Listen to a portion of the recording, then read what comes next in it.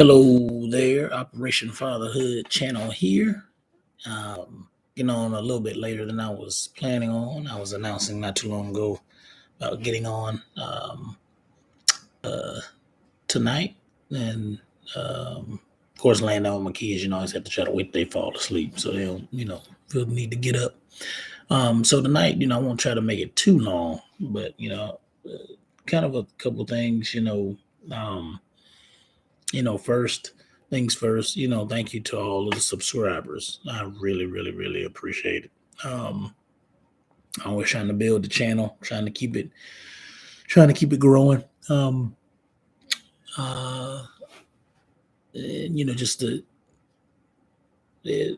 big thing for me, I think right now is, I think I've said before that I'm an educator.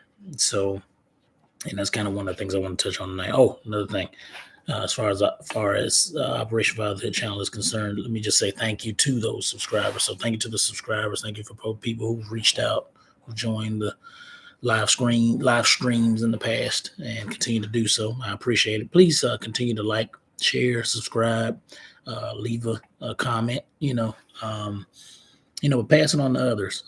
Like I said before, just trying to continue to build it. Operation Fatherhood, and like I said before, the goal, if I hadn't said it before, is or if you haven't heard me say it before, is my goal is to be a blessing to fathers, my fellow fathers, and to be a blessing to the next generation besides my own children. Excuse me. So when it comes to being a father, that's just been like the most important, most beautiful thing that I've ever done in my life. Of course, back in the day when I was married, that was very important to me. But my kids, man, it's interesting having children, and when it comes to having kids, it's just it makes me realize just how tough parenting actually is, because I think you have to do a lot more than I think people, well, not all people. I think a lot of us try to do our best to be, good parents.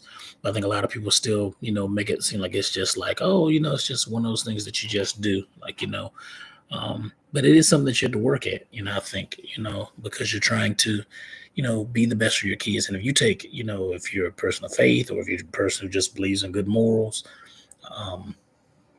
you take that very seriously. So you're like, okay, let me figure out, how do I really make sure that I train up my children and really, build them up, really show them the importance of, being a good person, and oddly enough, for those of us who take, that seriously about, really training up our children to be good people, that's tough. It's not a a small thing to like, okay, and I have to think about, okay, what can I do to show them, right? It's not just, waking up every day and just, okay, well, I'm just going to be who I am, and that's good enough, right? Because again, excuse me, sleepy. Because again, it's not always, the case. None of us are perfect. I know some people don't like hearing that, and some people, think like they are just, good all the time, or perfect all the time, or whatever. But realistically, we're not perfect all the time. Sometimes we make decisions that are selfish and things of that nature. So anyway, my point being is that it is so vital, to really try to be good people, but also really to transfer those those kind of morals, if if there's such thing as good morals, in the secular sense, for those folks who may not be religious, how are you passing on a sense of being neighborly and good when it comes to respect of others and things of that nature. So that leads to what I want to talk about tonight, and hopefully I won't if anybody joins before I hit 10 minutes, then I'll maybe go a little bit longer, but otherwise, hopefully, I won't make it, be too much longer than that. And so that's all to say when it comes to um, being a teacher. The thing I kind of worry about is that, from what I see with some of my students, um, quite a number of my students, I probably could even say, is that I'm not sure that there's a real intentionality with, hey, let me make sure that, and I'm referring to their parents. Now, again, I'm not trying to make myself like I'm just, God's gift to parents, God's gift to parenting or something like that. But that real importance to make sure that um, their children know that there are things that are important to know in life, um, and how that is going to be connected to when they become adults. So, for example, excuse me, I do apologize for all this yawn going on. You can tell them late nights and all that stuff with my kids. But so for example, I have students, a good number. I teach language arts to seventh and eighth graders, and I have a huge number of students. I mean, it's like I don't think I go a day, but at least a few days, definitely a week. I don't go a week, a few days, probably even a day without hearing one student say, "Mr. Danner, we have work to do today. We gotta read today. We gotta write today." Like yeah, this. Excuse me. This is why you're in school. It's like you're in this building to actually do more than just sit and talk with your classmates. Sit and get on the cell phone. Um, there's more to life than just that, right? Like, and that's the thing I think that's also probably more difficult now than say when I was a kid in school. In the night, I know people always say that back in my day, but when I was a kid in the '90s and early 2000s, obviously we didn't have cell phones just yet, right? So now we did have video games, right? So that could be sometimes of a problem, but you know, teachers didn't have to battle really with that, right? And then I'm not saying this was every place, but I was a suburban kid. I went to school in some city areas, in a city school that had the area was just very. It was in DeKalb, in Decatur, Georgia, Metro Atlanta, and so you had a lot of young people that couldn't read. At the time, I think there was a high number of people, with like pregnancies, and a lot of guys are from certain areas that where drugs are rampant, fatherlessness, all that stuff. So they were probably kind of taken, dropped off at school or picked up from by the bus and dropped off like yeah, it's just you're just going to school or whatever, but it wasn't that big a deal, and unfortunately, and it's kind of what the area I live in now is, or work in rather, is not a city. It's very rural, and a lot of young people, God bless them, they live in it's a high level of poverty, and you know, it's kind of interesting to see like back in the day, obviously I'm going with the back in the day thing. Back in the day, you would have more parents, I think telling their kids like, hey, you know when it comes to school, you gotta take it seriously because education is the key out of here. um, or even if you do well enough and you want to join the military or go to a tech school or whichever, but education is still key. I'm not saying we were perfect, whichever. That doesn't mean like, oh, in the '90s and early 2000s there was no such thing as bad behavior. No, I'm not doing that. But even then, I think the problem was, what's up, Gorilla Lux? What's up, my bro? Um, that you still had. I think there were at least was more in the mindset of, hey, when you go to school, you are there to focus. You're there to get your assignments done. You're there to do the best you can, because you need to be in the mindset of whatever's gonna make you be successful in the future, and to get out of school, um, or not get out of school, but get out of the area that we're in, to get out of the poverty we're in. That's going to be the goal, right? Um, And I have so many kids and like I said before, it's a high level of poverty now, but it's not just the kids who are in the high level who, come from, rough, tough backgrounds or whichever. It's like, all of them, thank you, brother. That's the goal, man, is to try to teach, in some way, shape, or form, some capacity. Um, so the thing about it, I came to that realization of when it came to teaching, right, is that you have so many young people that they come to school and to do work is really really hard for them, um, to take on the work and really be challenged, by the work. So, some stuff that I have to do, with language arts, and then language arts can be tough. You have to read, you're trying to comprehend what you're reading, you're trying to summarize it. Then there's different, rules to the English language. Um, so it's very tough, but you realize but I realize, and not you, but I realize the real difficulty in my mind is that lack of reading. I didn't realize how bad it had gotten. I mean, I had heard it, I've been, in and around public schools, since 2018. Worked for a college, 5 years, the 5 years before that, since 2013. So, I kept hearing a lot of college professors actually like, man, these kids, they coming to school, coming to college, and like, really can't read or really can't, comprehend this information or really can't do well. And like I said before, you really realize the damage done in, parents, sending their children to school and really not, taking it seriously. Uh, one is a jury. Gorilla Lock said that is hilarious, my guy.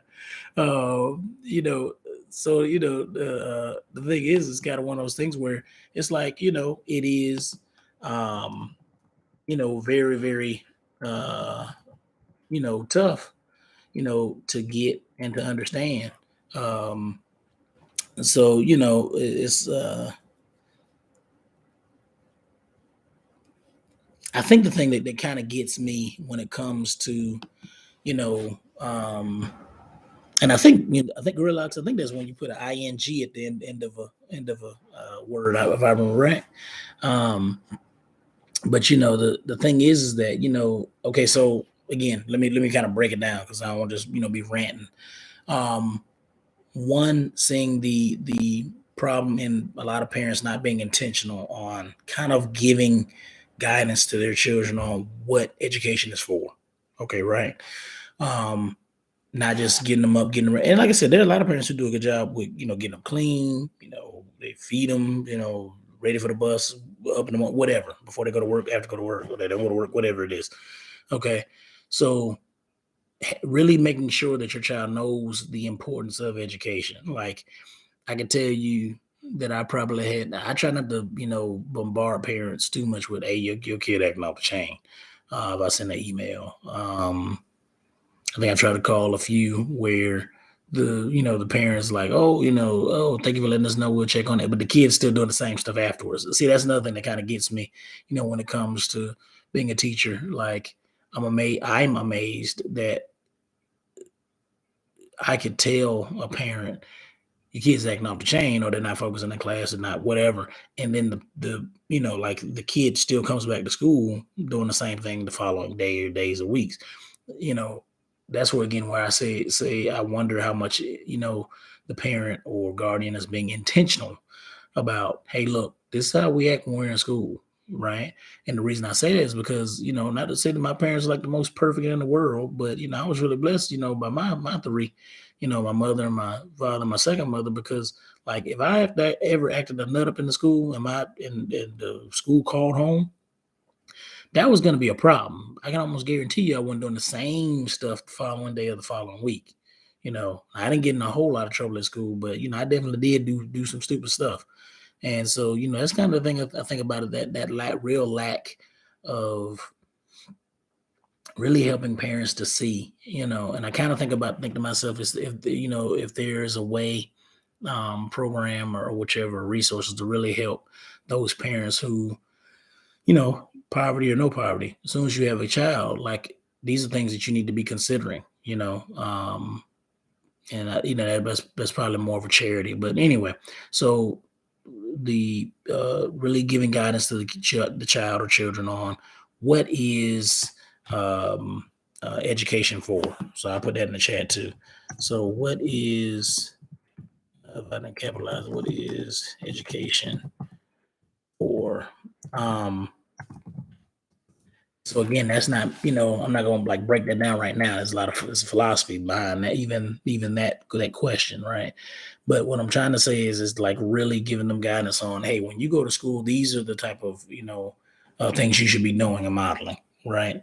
I'll tell you another thing that that I'm amazed with is the real lack of sleep. You know, um, so many people send their children to school, and the child is up, I found out from some children, they'll be honest, Miss Nana, I was up last night playing Fortnite, and all that kind of stuff, or on their phone up until the early wee hours. So they come to school, extremely tired.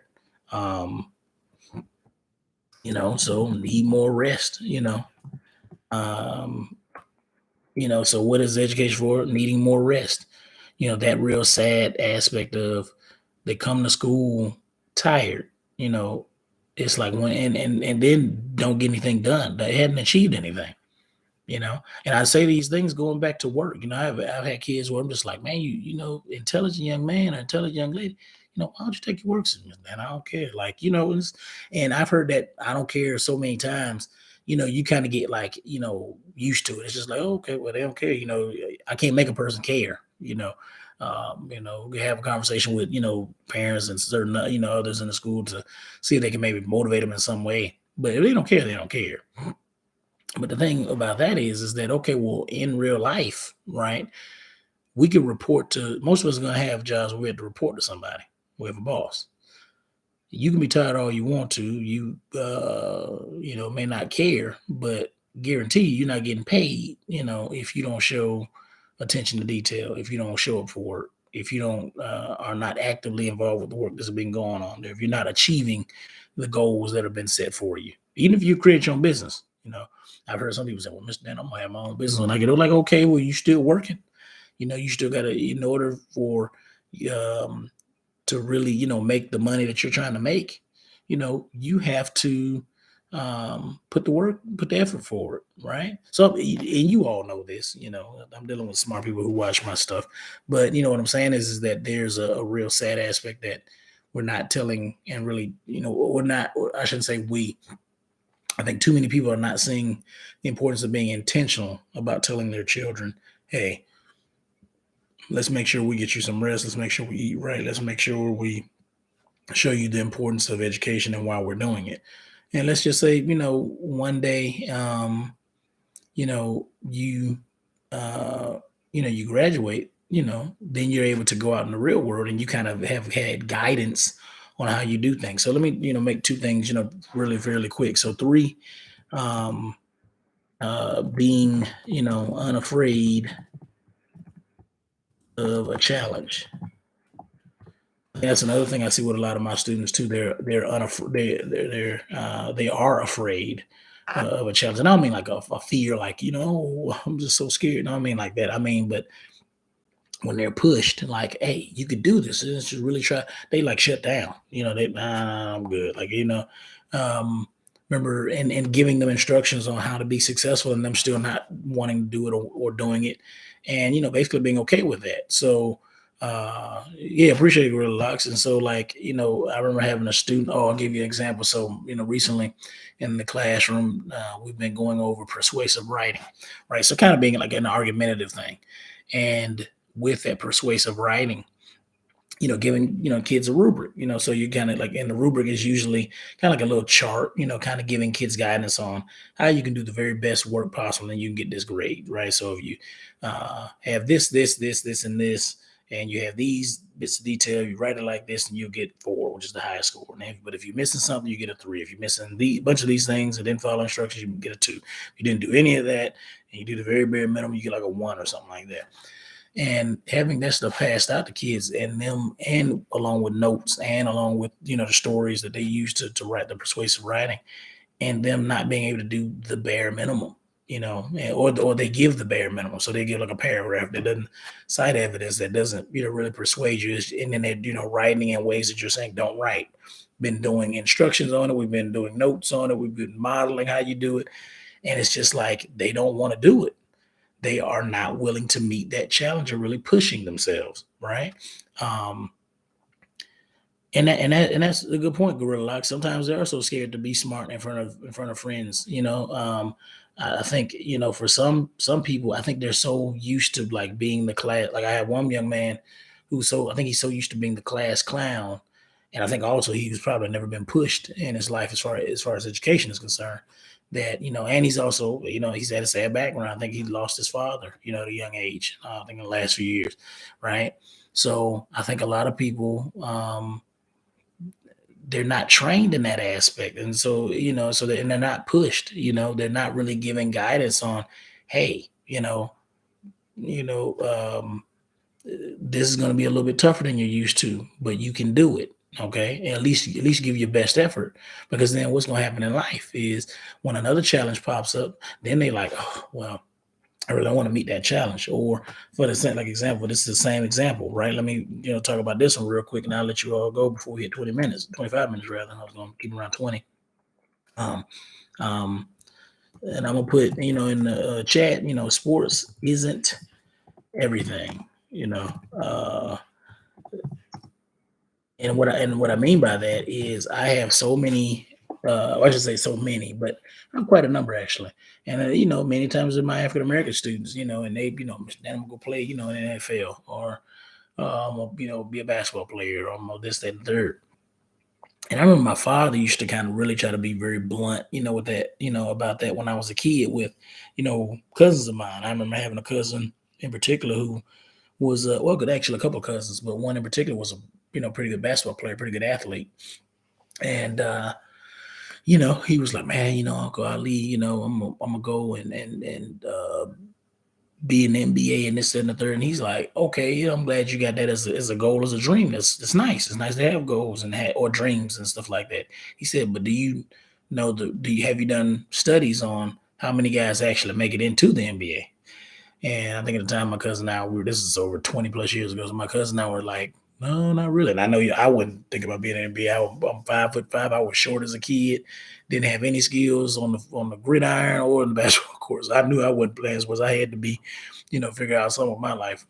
Um, but anyway, so I said all that to say, and my cousin was like, "No, no, I don't know all about the data or statistics and stuff." And the guy was like, and my father was like, "Yeah." He said, "Yeah." So, you might want to go check that out. I think my father might have knew this data a little bit more. My father's a well-read cat, so he used to go look up that stuff. And I think he looked up and he was like, a lot of these guys out here trying to make it to the NBA. Most of the jokers not gonna make it. And he said, "Do you know how many injuries it takes to like end your career forever?" Only one. And so a lot of my young guys, I'm I'm kind of the head of a boys to men little club at school where I'm trying to do like different lessons each time we meet. So usually we meet like once a month in school. Um, and I'll probably do like a lesson, maybe before Christmas or maybe before the end of the school, where I kind of, get real with them. Like, yeah, some of you all want to be this athlete. You want to be, great and skilled and talented and go off and make, a bunch of money and then come back and buy your mom a big house and, all that stuff. Cool. Respect. I would love to make, a lot of money before I'm dead and gone, and, tell my mama, retire and buy her a home, buy my dad and second mother a home. Even though they have homes. But realistically, it only takes one injury to never play again. And more than likely, even if you stay injury free, you know how many guys, and for the ladies out there, you know how many girls out there trying to do the exact same thing you're doing? So the thing is having I used to say a backup plan, but I'm gonna correct that because something I heard Denzel Washington say, which I might touch on another video.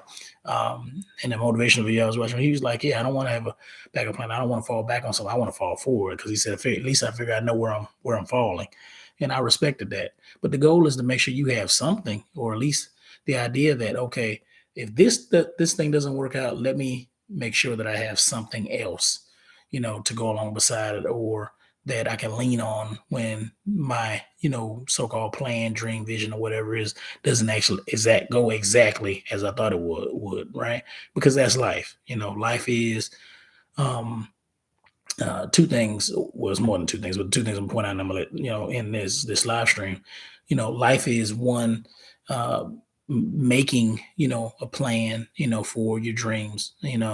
Um, because a plan for your dream is it's just a wish. You're not gonna make it. You got to have a plan. You got to show consistency. You got to put in the work. But the second thing is that life is also when things don't go your way, how do you adapt? What's your mindset after that? So, these are things that kind of worry me as a teacher. That a lot of students come to school don't know what education is for. They need more rest. They're afraid of a challenge, and some of them think that sports is everything. And so we really have to figure, how do we, do the best for our children to make sure they're understanding of what education is for, and what is it, when it comes to life and reality, and how can we be a blessing and encouragement to other parents who may not take those things seriously when they're raising their own children. So how can we can encourage those parents so they don't fail their children in that aspect. So anyway, those are things to think about. Like I said before, I'm gonna put in the description later on. My little links and everything. Like I said, please like, subscribe, share, continue to tell people about this Operation Fatherhood, channel. So we continue to be a blessing to my fellow fathers and the next generation and my two children, Lane and Elijah. Peace out. Thanks again, Gorilla Locks.